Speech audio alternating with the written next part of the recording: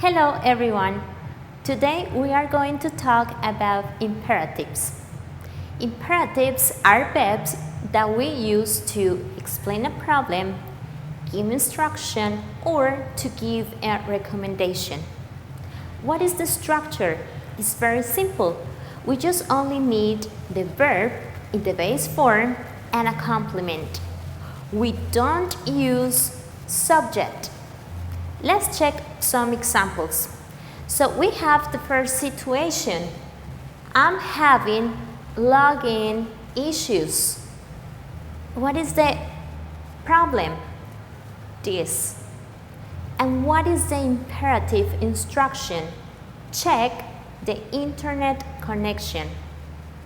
As we see, we don't have a subject. We just only have the verb in the base form.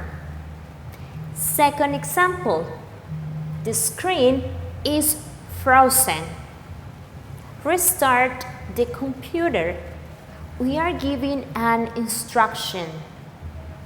And the third example is there's no sound.